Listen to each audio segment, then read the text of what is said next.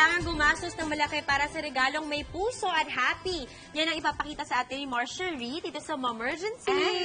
Mars, excited kami dito. Yes, ako, ang first na ituturo ko na very great gift ideas. Pag last minute yung wala ka ng time mag-shopping or ng pang-gift wrapper, ito yung para sa kunyari, yung kumare mo or yung friend mo mahilig magluto. Yes. Pwede na bumili ka na lang ng mga different colors na mga ginagamit sa kitchen, tapos ilagay mo na lang siya ng... Sa pot holder. Sa pot holder, yes, ng ganyan. O, yung may gift na tayo Parang kay ano lang. Christopher, Correct. Mahilig siya magluto. Parang ano lang, parang flower Nice one, arrangement Mars. lang yan. Tapos lagyan mo na lang siya ng ribbon.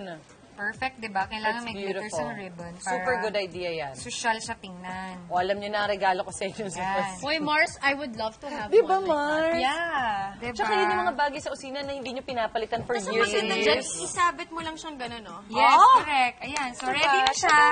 Tukeme, Ready na. Tapos lagyan mo na lang ng card. Yan Yes. naman. I love it, Diba? Mars! Okay, next Bongga yan, item. bongga. Yung next naman, okay, so Akin na ito. to. Di ba minsan pagka pumupunta tayo sa mga parties, usually yung dinadala natin, syempre kung Wine. nagmamadali na, wine talaga. Yung mga old cloths mo na hindi mo na ginagamit, Christmas yung na medyo theme. Christmas yung theme.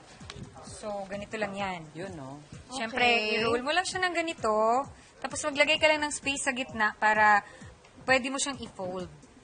So, Pabor sa abs mo tong angulo na tong yeah, pagro-roll. oo nga naman, Diba? oh, no. Pabor eh, oh, kita Talagang ano eh, no? Ayan, ganyan lang. Tapos, Tapos, Full ipo-fold cheeky. mo lang siya ng ganyan para may konting Toy. design siya. Oh. Lagyan mo lang ng ganyan, tapos pwede mo na siya Ribbon itali. ulit. Yes. Ribbon ulit. Ribbon/handle mo na yan, Mars. Yes. Oh, So, i-fold mo lang sa taas ng ganyan. Ang cute, diba? Tapos, para mas maganda siya, para mas bongga, put May ribbon ribbon. again. cut natin yung ribbon. Yan. Dito So, ulit, to. lagyan mo lang siya ng ribbon dito. Kung gusto mong mas artsy-fartsy siya, lagyan mo ng konting ng ganito. bow, oo. Ng bow, para naman mas bongga siya talaga. Ready to go na Nice, siya. Mars. Tapos, card na lang. Yes! Galing. Ganito. Oh, see? So, Mars, Beautiful. for you. Mars, I have something for you. something Ano for yan? you. Suka.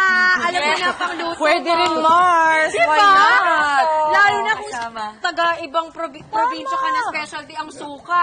Yes. Suka, tuyo, toyo, kung ano-ano. Ayan. Okay, Next next. naman, Ay, ang cute niyan. eto kasi 'di ba, kung gusto mong mag-collaborate with your son or with your kid, Nice. So cute. para naman may magawa siya, pwedeng gamitin yung kamay niya, lagyan ng paint, tapos Pakita natin. yes. Paa yung gitna, yung Tapos mukha. dalawa kamay. Yes, Yung so medyo antlers. ma-effort lang yan sa mga kids natin na magpa-painting. gustong-gusto naman nila Pero yun. gusto nila yun, correct. So, So, eto na ang ating mga Christmas paandar. Yay! Look at that! pwede na lagyan ng mata, ribbon, as usual. Yes, Decorated. bongga Marjorie. I love Good it. ideas, Mars. Thank you so Thank much you. for this.